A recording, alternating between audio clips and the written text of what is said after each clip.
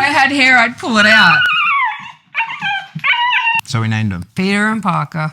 No, it has nothing to do with Spider-Man. Have you got them sleeping through the night? Yeah. Yeah, so they're sleeping through the night. Peter, red collar, he wakes up and I'm convinced he's telling himself a little bedtime story to go back to sleep because he does his little growly grumble things and you can hear him sort of rolling around and getting comfortable, kind of like, you know, if you wake up in the night and you're trying to go back to sleep. Parker, he's been a bit more chill in the kennel and in the crates from the start. So, but now they're both quiet throughout the night, so that's good. Still pretty tired though, listening to all their bullshit in the day. Yeah, so the doorbell system, you introduced me to this and I've never turned back since. Basically, it doesn't matter what the dog does in the kennels and it doesn't matter what's going on outside the kennels. The only thing that can predict the dog coming out is the doorbell sound. We've got a receiver, we've got 2 buttons and each button has their own tone. So each dog has their own tone. Parker's, his is cuckoo, cuckoo. Oh, no. Okay, that's my trigger. The fact that I can replicate this is terrible, right?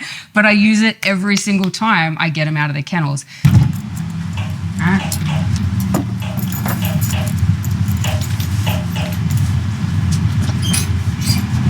So that doorbell's for blue collar, red collar. That's Peter.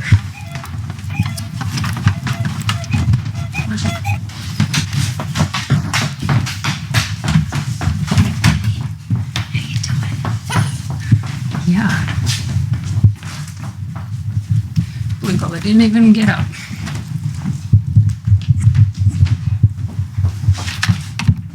What that results in is a faster process for crate training. Now, it's still difficult. It's still difficult. Dogs are pains in the ass. They're going to cry. There's going to be, you know, it's going to be a disaster no matter what, but this is going to speed it up. Your criteria, you're very strict on the criteria of the names. Why is that? So I always want 2 syllables at least. Actually, no, just 2 syllables. Why 2 syllables? Any longer, it's just annoying. So like a dog's name is a sort of important thing in that the way that you refer to the dog is going to announce what's going on and the stakes of what's at play. So like my dog, for example, his nickname... Yes. Well, his nickname is Sweet Precious Tiny Little Baby Remco, which came about when he was a puppy.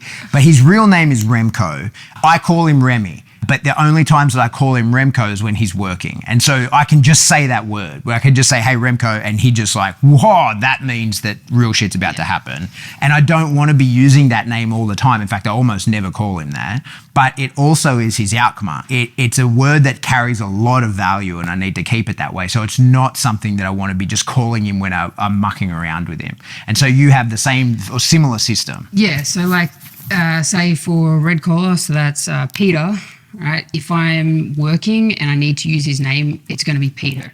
But if I'm just messing around, playing, lifestyle sort of stuff, I generally just say, hey, dude, bro, everything. They will respond to a bunch of stuff. Come here, bro. Mm-hmm. That's their pretty solid recall. But work is Peter. But I can also use Pete or PT in lifestyle stuff if I want to do that. And anyone else who talks to my dog, if they say Peter, the dog's going to be ignoring him anyway. But most of the time, everyone else will call them by a nickname.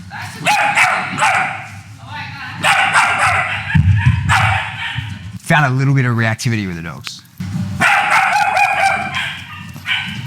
Yeah, they have big feelings about people and dogs. Yeah. That's fun. Tell us through, like, what happened. Describe what happened. These guys have bigger feelings than usual. Both of our dogs will know not to react to the puppy.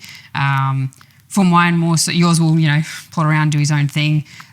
Genta will to a degree, but sometimes she's like, I'm just going to stand still and just like kind of just do something static, which can be of benefit as well because it means with minimal movement from her, the puppies find her boring. Mm-hmm. So that's partially something that I use, but not to the detriment of Genta. But Remy's then the next step with that. He'll do the same if you asked him, but I find I got to go in phases because otherwise it's just too much unless we put him in a room and what do? And flood them, yeah. So flooding's a tricky thing in dog training. Like a lot of people don't want to flood dogs. And the issue with flooding is it either works or it makes it worse. Right? Which is why I didn't do it with Genta, because I don't have any extra hands if I needed them. So we observed it in here. We'll put a clip up. Red collar upstairs. They don't know what's going on. They're just trying to take control of the situation that they feel a little bit uneasy in. And the problem is if you let that continue, then it's time under tension. Like they just get more rehearsed in displaying that as a behavior, which we don't want to see. And they might think it's effective because they'll be fine at the back end of it. And so the idea of flooding in a situation like that is, first of all, we've got to have absolutely the right dog. And we're very lucky being in the industry and owning those dogs ourselves, but also having access to others around. So we'll be able to teach it on our own dogs and then generalize it to others. But having dogs that just go like, hey, I don't care that you do that. I don't care about you, full stop, and I don't care what you do. So we let them bark it out, let them carry on. We don't even interfere or do anything. And very quickly they realize like, oh, this is having no effect and I'm fine. And they'll give up on the behavior because behaviors that go unreinforced go extinct. So they'll eventually give up on it because they realize like this isn't getting anywhere, and then they're fine at the back end of it and they go, oh, it was completely unnecessary. Yep. So it's a bit of a pain in the ass, but it's very common. It's not an uncommon thing at all to do. So from my point of view, the bite work's going pretty well. They like to bite. There's plenty of prey in there. They're fairly stable. Their grips are not hectic and chewy. They're a tiny little bit vocal while they bite, which is no big deal. I'm sort of pretty happy with how they're going with that. What do you think of their nerves so far? They're a little unsure in certain environments. They're so bold in some areas, but then I think more outside or open spaces, they're a bit like, there is so much, whether it's a little bit of nerve or they're just like, too much to explore, where do I start?